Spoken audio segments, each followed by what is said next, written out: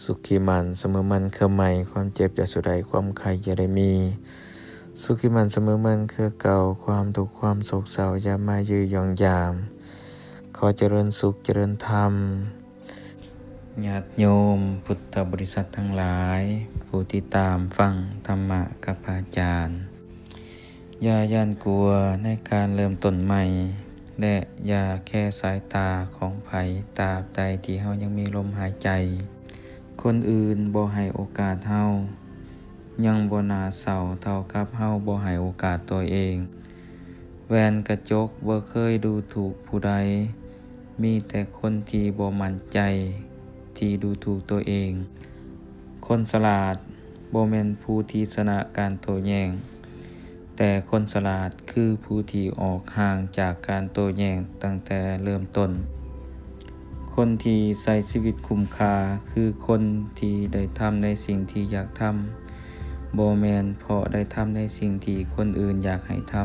ำอย่าเป็นคนเก่งที่แรงน้ำใจแต่จงเป็นคนธรรมดาทั่วไป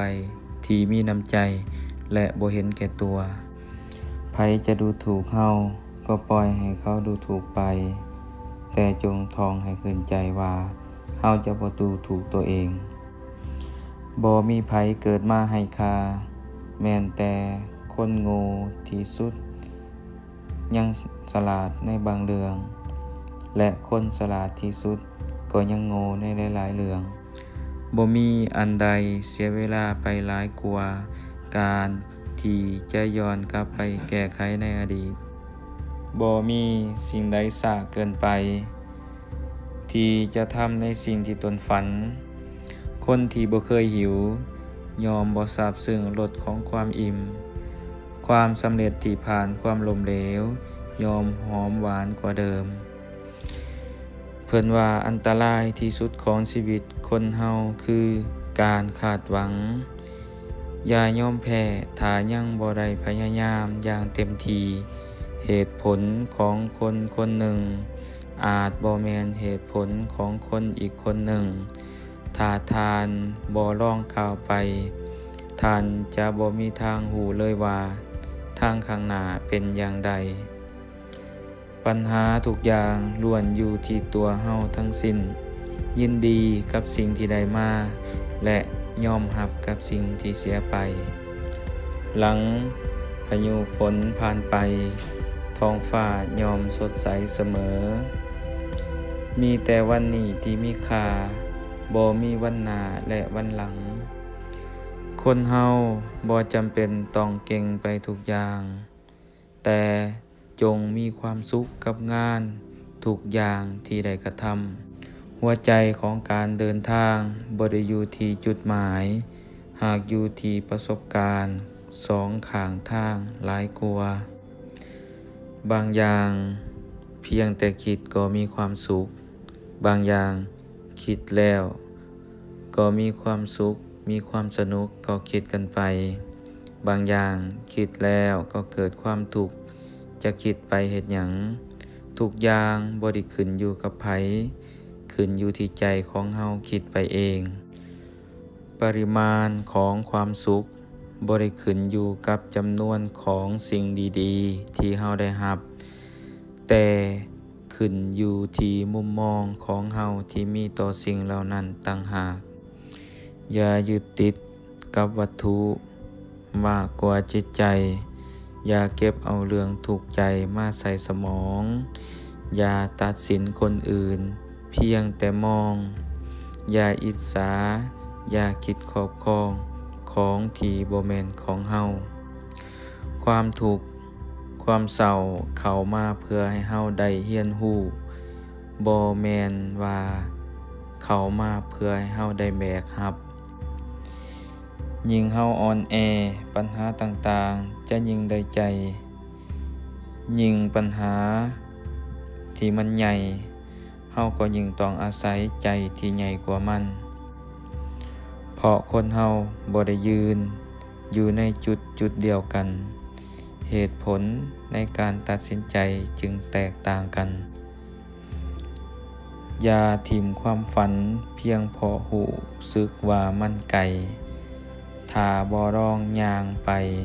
แล้วจะรู้ได้จั่งใดว่ามันไกลจริงหรือบ่บางครั้งท้อถอยจนอยากจะยอมแพ้บางครั้งอ่อนแอย่ำแย่จนอยากจะห่างหายบางครั้งเจ็บจนอยากจะตายแต่สุดท้ายแล้วยังอยู่ได้ด้วยใจของตัวเองคนที่เข้มแข็งบ่แม่นคนที่บ่เคยร้องไห้แต่คือคนที่ยังยิ้มได้ถึงแม้นว่าจะผ่านเหตุการณ์ที่เฮ็ดให้ร้องไห้มาแล้วนับเทื่อบ่ถ้วนคนเฮามีเวลาเท่ากันแต่การจัดการเวลาของเฮานั้นแตกต่างกันบางครั้งคำเว้าแห้งๆที่แฝงด้วยความชัดเจนและตรงกับใจยังดีกว่าคำเว้าหวานๆส่วนหลงไหลแต่หาความจริงใจบ่พออยากรู้ตัวตนต้องทนดูใจอยากรู้ใจไผต้องใส่ใจคนอยากรู้นิสัยอย่าฟ้าวร้อนรนเพราะคนทุกคนรู้หน้าแต่ยังบ่รู้ใจอนาคตเป็นสิ่งที่ทุกคนควรจะมีแต่อย่าลืมว่าปัจจุบันที่มีเป็นรากฐานที่ดีของอนาคตไผทำให้เฮาแค้นเฮาจะตอบแทนด้วยการให้อภัยไผทำให้เฮาเจ็บใจเฮาจะต้องตอบแทนด้วยการบ่จองเวรความสำเร็จของแต่ละคนมีเส้นขีดบ่เท่ากันฉะนั้นอย่าประเมินความสำเร็จของตนจากคนอื่นอย่ามัวแต่โทษโศกชะตา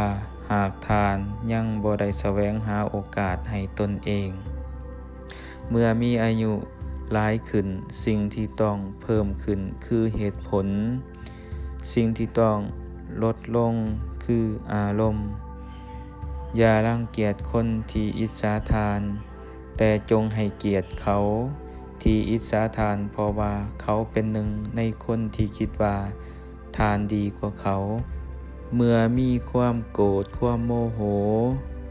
ขึ้นสูงอย่าฟ้าวตอบขอความผู้ใดเมื่อดีใจอย่าฟ้าวให้สัญญาเมื่อเศร้านักหนาอย่าฟ้าวตัดสินใจอย่าถูกเพราะยอมแพ้อย่าอ่อนแอเพราะสิ้นหวังอย่าท้อถอยเพราะให้กำลังอย่าหยุดยั้งถ้ายังมีลมหายใจขอความสุขความเจริญความโชคดีมีชัยจงบังเกิดมีแด่ทุกๆท่านที่ได้ติดตามธรรมะติดตามบทความให้กำลังใจขอให้ทุกท่านจงมีความสุขกายสุขใจตลอดไปเถิด